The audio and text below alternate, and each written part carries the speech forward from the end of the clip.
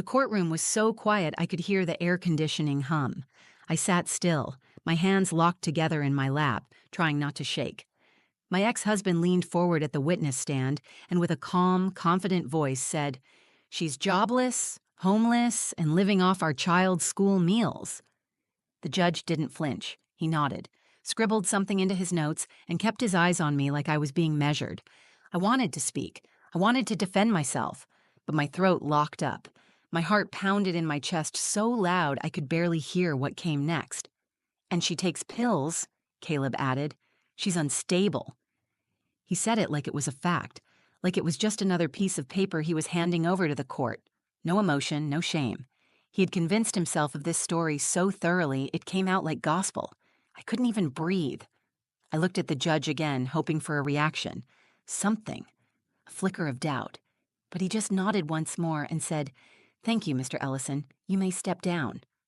In that moment, I felt my whole world folding in on itself. All the nights I cried in silence so my son wouldn't hear. All the job applications I submitted with no answers. The afternoons spent in the school parking lot making peanut butter sandwiches in the car because I didn't have enough gas to drive home and back again. None of that mattered here. To them, I was just what Caleb said I was. Broken. Then I heard a small voice behind me, quiet but firm. "Mom, should I give him the letter from Dad's safe?" Every head turned. My son, Jace, stood up in the courtroom pew behind me, holding a folded envelope in both hands. His face was red, eyes wet but steady. He wasn't scared. He wasn't confused. He was standing up for me like he had more courage in that moment than I had in my entire body. The judge looked directly at him. "Who are you addressing, young man?" Jace answered without hesitating. "The judge. My mom didn't know about the letter, but I found it. It's about what my dad said, what he wrote. I think it's important." I froze. Caleb's eyes shot wide open. He stood halfway out of his seat and said, "Your Honor, he's just a child. He doesn't know what he's talking about." The judge held up a hand. "Sit down, Mr. Ellison." The bailiff approached Jace and gently took the letter from him. Jace looked at me and whispered, "It's okay, Mom." It was like time stopped. That moment, my son standing there choosing to speak when he didn't have to, changed everything. In an instant, the courtroom wasn't just a place where my life was being judged. It became the place where the truth finally had a voice. Before the judge even opened the envelope, I knew something had shifted. I didn't know what was inside. I didn't know what Caleb had written or what my son had found. But I knew this. Jace believed it mattered, and that meant something was finally about to change. 3 months before that courtroom, I was standing in my sister's laundry room, crying quietly into a pile of towels. Jace was watching cartoons in the living room, his backpack still on, homework untouched. I didn't want him to hear me fall apart again. That morning, I'd been rejected for the 6th job in a row. I had a master's degree, 5 years teaching experience, and not a single offer. One school told me they weren't sure I could handle the pressure. After seeing my medical leave history, I had taken 3 months off after the divorce to treat my anxiety. My doctor had prescribed medication and therapy, and for the first time in years, I was actually starting to feel like myself again. But once Caleb got wind of it, he turned my recovery into his weapon. The next day, I opened the mail and found a motion for full custody, filed by Caleb's lawyer.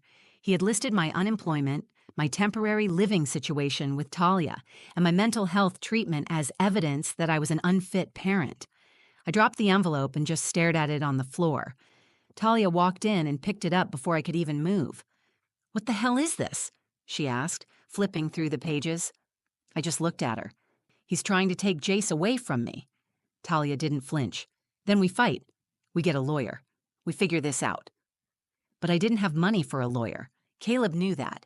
He'd stopped paying child support 2 months earlier, claiming he needed time to adjust his finances. I tried calling, texting, even begging him to send something to help with groceries. He never responded. Jace never complained, though. He'd sit with me at the kitchen table while I scrolled through job boards and say things like, "It's okay, Mom, we're together. That's what matters." He had a way of saying it that made it sound like a promise. Like even if everything else fell apart, he'd stay standing next to me. At school, he was doing well. His teachers said he was quiet but focused. He always remembered to grab his free lunch ticket. He'd even bring home extra fruit or snacks and say, I thought you might want this, Mom. One night, he slipped a granola bar into my purse before I went to a job interview. I found it in the bathroom while I was washing my hands. I stood there looking at it, realizing my 8-year-old was trying to take care of me. I kept telling myself that the court would see the truth, that I was doing the best I could, that I wasn't perfect, but I was showing up every day. And not once had I put Jace in danger. Not once had I missed a parent-teacher conference or a bedtime story. But the court doesn't see bedtime stories. The day we went in for the first custody hearing, Caleb showed up in a tailored Navy suit. His lawyer was a woman named Meredith Greer, sharp, polished, and cool. I felt like I was walking into a boardroom, not a courtroom. I wore a borrowed blazer and clutched a folder with receipts, job applications, school reports, and a note from my therapist stating that I was stable and actively managing my health. I thought that would be enough. I thought facts would matter. That morning, in the hallway outside the courtroom, Jace reached for my hand and said, "You're brave, Mom, even when you're scared." Talia had driven us. She gave me a hug at the courthouse steps, whispered, "Don't let him shake you," and then turned to Jace. "Look after your mom, buddy." He nodded, completely serious, like he knew this wasn't just about legal papers. This was about whether the world believed I was a good enough mother to deserve my child. Inside that courtroom, I sat across from a man who once swore he'd protect me. Now he was here to bury me in lies. But I held on to one thing, Jace. He was still mine, still next to me. And even if no one else believed in me, he did. I didn't know how far Caleb was willing to go. I didn't know what he would say or do. But I knew this. I wasn't going to give up. I just had no idea how bad it was about to get. The courtroom felt cold. Not physically, but in the way people looked at me. The way they looked through me, like I was just another failed mother trying to make excuses. I sat across from Caleb, and he didn't even glance at me. He sat with his lawyer, Meredith Greer, flipping through a binder like this was a business transaction. I guess to him, it was. The judge, a gray-haired man named Judge Moreno, entered the room and adjusted his glasses. He looked like someone who had seen it all and stopped being surprised by anything. We stood. We sat. And then it began. Meredith rose first. She greeted the court with smooth professionalism, then launched directly into the narrative they'd built. "Your Honor, we're here today because Mr. Ellison has deep concerns for the well-being of his son, Jace. The child's mother, Ms. Maya Ellison, is currently unemployed, living in unstable housing, and unable to provide basic needs without relying on public school meal programs." I gripped the edge of the table. No one mentioned why I was unemployed. No one cared that I was in recovery from a mental health breakdown that Caleb had helped cause. All that mattered here was the image he painted. Meredith continued. "Furthermore, Ms. Ellison has a documented history of anxiety and has recently been prescribed mood stabilizers. While we respect mental health care, we believe that her current state is not conducive to full-time parenting of an 8-year-old child." She paused for effect, then added, "Mr. Ellison is fully employed, financially stable, and has a permanent residence with accommodations for Jace." The judge looked at me. "Ms. Ellison, do you dispute any of these facts?" I opened my folder, my hands shaking. "I'm not disputing that I'm between jobs, Your Honor, but I've applied to over 100 positions. I have teaching credentials, I'm not refusing to work, and I'm not unstable. I'm being treated by a licensed professional who confirms I'm healthy and fully capable of parenting." The judge nodded, but said nothing. I couldn't read him. Then Caleb stood. His voice was calm, practiced. "Your Honor, I want to make it clear that this is not about hurting Maya. I just want what's best for our son. She's trying, I know that. But trying isn't enough when our child's welfare is at stake." He turned slightly, glancing at me for the first time. "She's on medications she won't name. She sleeps at her sister's house, on a couch, while our son sleeps beside her. That's not stability." It was like a knife to the chest, the way he said it, flat, casual, like my love for Jace didn't matter, like my fight to keep him safe meant nothing because I didn't have a mortgage or a paycheck. I started to speak again, but the judge raised his hand.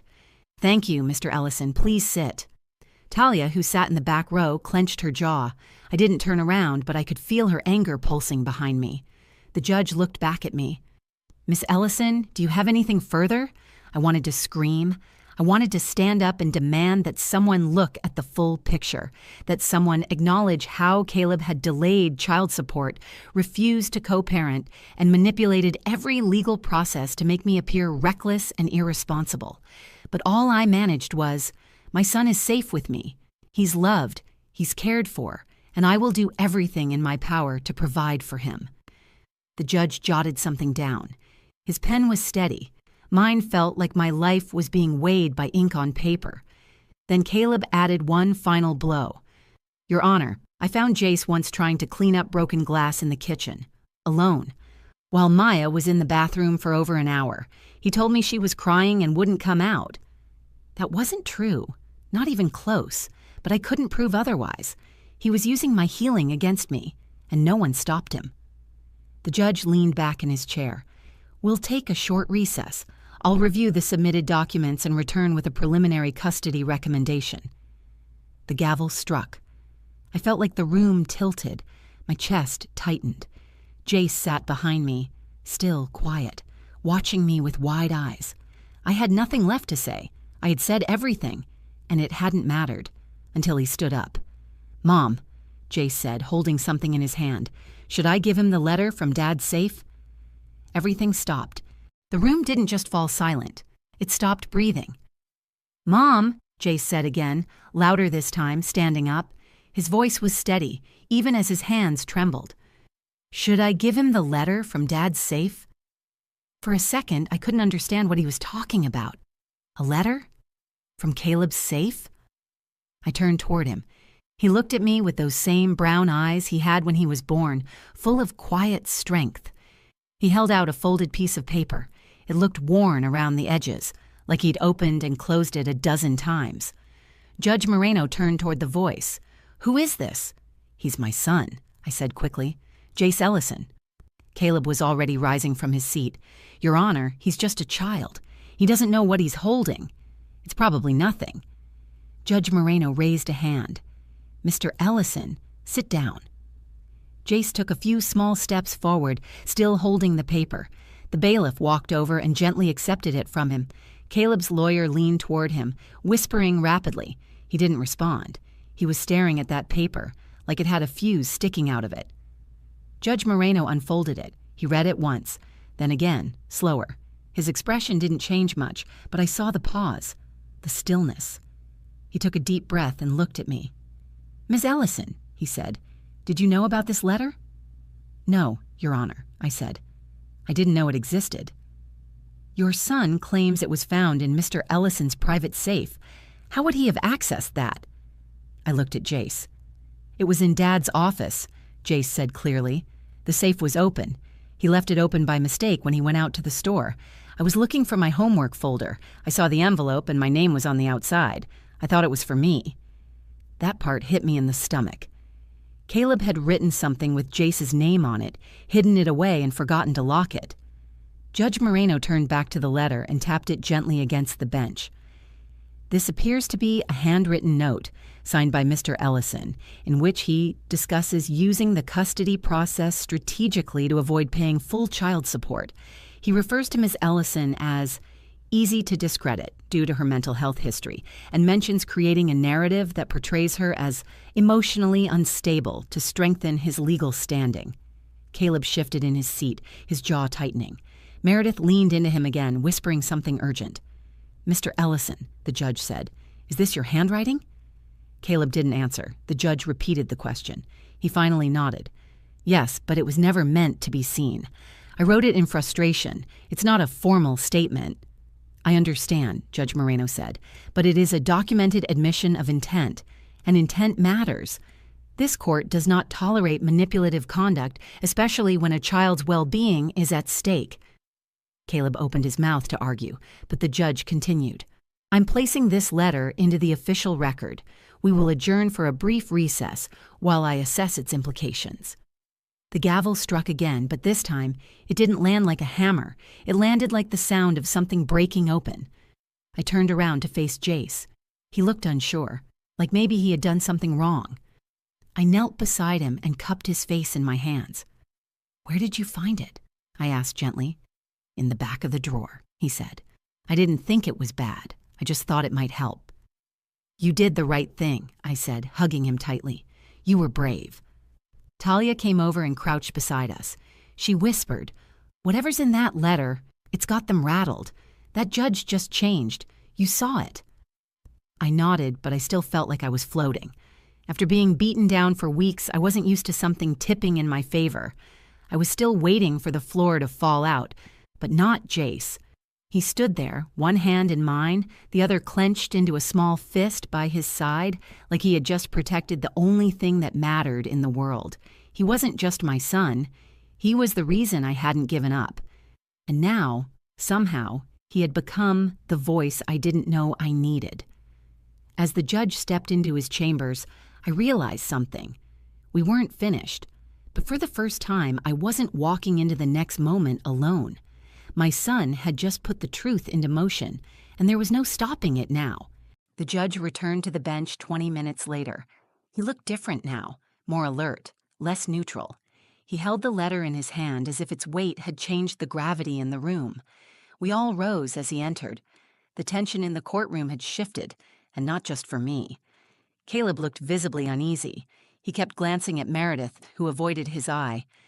I watched him roll his shoulders, pull at his cuffs, crack his knuckles. For a man who had walked into this room with total confidence, he now looked like he wanted to disappear. "Be seated," Judge Moreno said. We sat.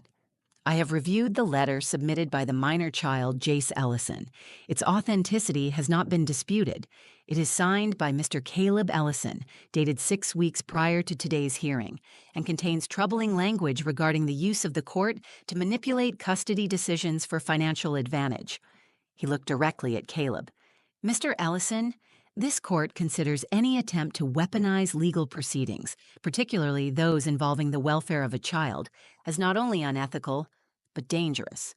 Your letter describes a deliberate effort to discredit the child's mother using personal medical history and financial instability as leverage. That is not advocacy. That is coercion." Caleb started to speak, but the judge didn't let him. "I have also reviewed statements made earlier in this hearing. The language used by Mr. Ellison and his counsel was framed to portray Ms. Ellison as incapable, despite a lack of substantive evidence indicating neglect or endangerment. In contrast, Ms. Ellison has provided documentation showing consistent caregiving, school involvement, and therapeutic compliance." I felt tears rising, but I held them back. I wasn't going to cry now. Not when the truth was finally being spoken out loud. "Furthermore," Judge Moreno continued, "this court acknowledges the courage demonstrated by the minor child in bringing forward evidence.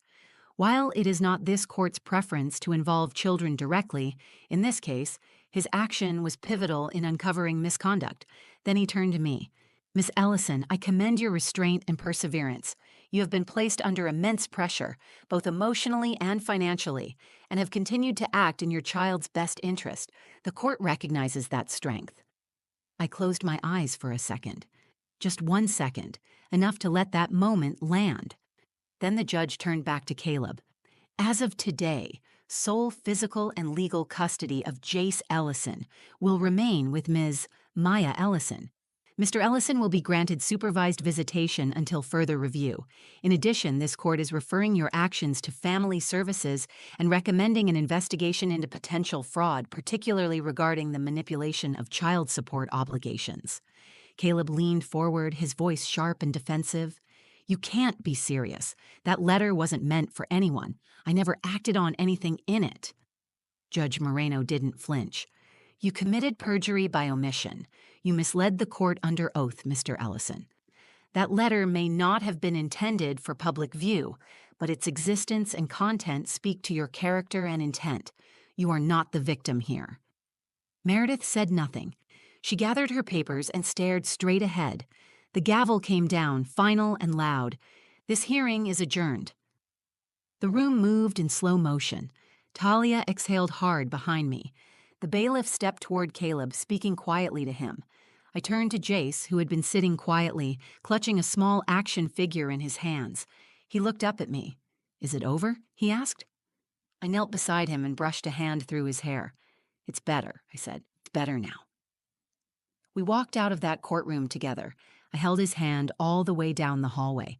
Outside, the sun was warm, the air smelled like spring, and for the first time in months, I didn't feel like I was failing. Caleb didn't follow us. He stayed inside, surrounded by lawyers and consequences. That moment, walking away, not as someone defeated, but as someone who survived, felt like a beginning, a chance to start again, on my terms. Jace squeezed my hand. "Can we get pancakes?" he asked. I smiled. "We absolutely can." And just like that, the future didn't feel so far away anymore. A month after the hearing, I got the keys to a small 2-bedroom apartment on the edge of town. It wasn't fancy. The walls were blank, the carpets worn, and the water pressure was inconsistent. But it was ours. There was a bedroom for me and one for Jace, and for the first time in almost a year, he had a real place to hang up his school drawings and line his books along the windowsill. He helped me move in, lugging boxes half his size, then immediately claimed the corner of his room near the closet as his thinking spot. That night, he asked if we could paint the walls.